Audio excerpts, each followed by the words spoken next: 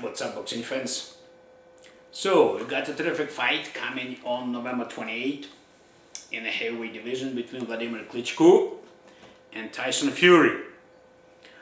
It is a unification fight. At stake a hell of a lot of belts.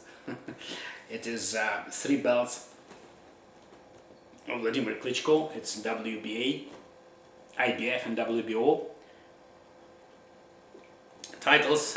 And Fury brings his also title, which is WBO International.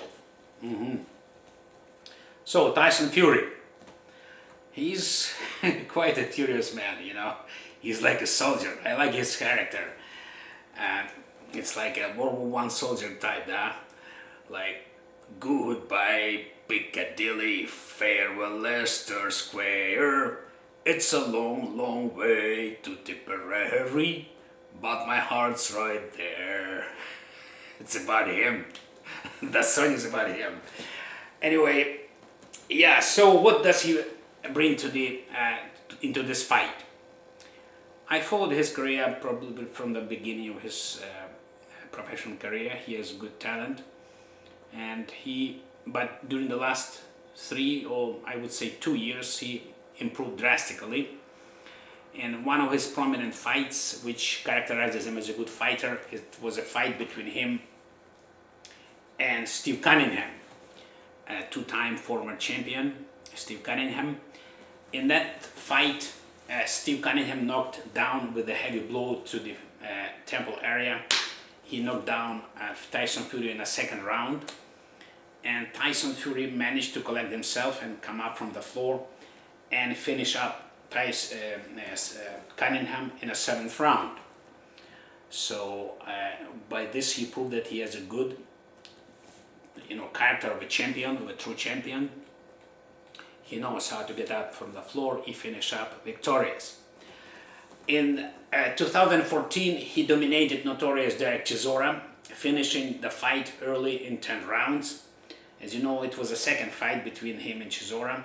First fight he won by decision, 12-round decision, and Chisora wanted a rematch, a revenge, which he had a chance to get, but Tyson finished him off in round number 10. And in his last fight, Tyson Fury dominated Christian Hammer, finishing the fight in 8 rounds. Now undefeated in his 24 fights, he is a huge factor in the heavyweight division. So, talking about his character, I would say, I'd like to continue. He's got a terrific psychological makeup. He is serious, and at the same time, he's a very funny man. He loves to sing, and he loves to joke. I love his jokes. He's a funny guy, and I believe after he will retire from boxing, he can go and become a stand-up comedian and make a hell of a career up there too, making big money. I have no doubt in that. Physically, he's quite a specimen. It's a rare case when Wladimir Klitschko fights someone who's bigger than him. He is 3 inches taller than Wladimir, and he's a huge man. What's interesting in his history, he was born prematurely, 7 months, so he weighted only a pound of weight. Can you imagine that? So I compare him with the polar bear. So polar bears are born just like these cubs, little ones, and they grow in a huge beasts. So, and now you compare Tyson Fury with his huge statue with 260 pounds. It's like a small sized adult bear. But despite of his huge stature, usually huge people, big guys, they have problems with coordination, with moving around deftly, but he's pretty good with moving around. He can move laterally. He's pretty light-footed. His hands are also good hand speed. And originally he's a left-handed person, but he was trained to fight as a righty. But once in a while he turns as a lefty, and he can give a big surprise to any opponent, which he does pretty frequently. And he actually threatened to do the same surprise to Wladimir Klitschko. which I doubt it will be a huge surprise to Wladimir, because Wladimir met quite a few very, very good lefties, including Chris Bird. I think Chris Bird is by now he is the best lefty in a heavy division which ever existed, the most skillful and well-rounded lefty. But we'll see if if he can surprise maybe something else.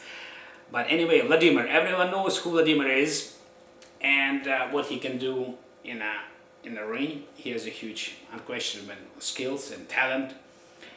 He has 67 fights with 64 wins and 53 by KO. He has 3 losses, which I believe, if he would be properly trained at the time and prepared, he probably would be victorious. He has all the range of good punches, straight, then hooks and uppercuts, and he can deliver them very deftly. And he moves pretty well. He generalship in the ring is pretty good. And yeah, I saw his last fight against Brian Jennings. He went distance, 12 rounds. Some critics say that he's too old now, 39-year-old, but I think he's 39-year-old young.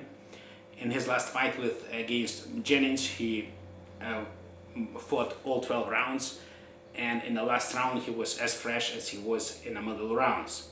So I do not believe he has any problem with stamina currently. So it shouldn't be a problem in this fight as well. So what Fury had to do in order to win this fight?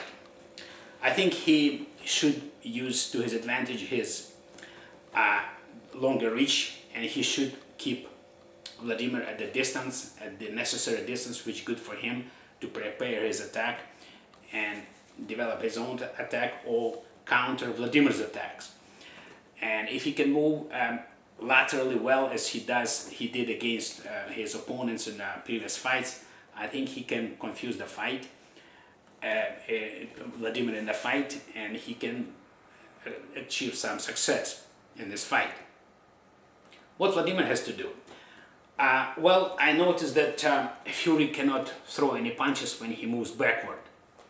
So Wladimir should press also ahead, lots of pressing on him, and Wladimir himself has a terrific jab, so he could probe him back and forth with the jab and move him backward and cut off the ring, which Wladimir can do, and develop his own attack, and one of those punches can be proven lethal for Fury. So who's gonna win in this fight? What are the chances? I do believe that Wladimir has more chances to win. He is still a bigger factor than Fury, and it should be most likely it's gonna be knockout somewhere between round 6, 7, 8. Or if knockout won't happen, then it might go distance, and Wladimir also should be victorious as well in this fight. But who knows, if something happens, some miracle happens, then of course Fury can celebrate as well. But we'll see what happens, and so I'll see you until then. Bye bye.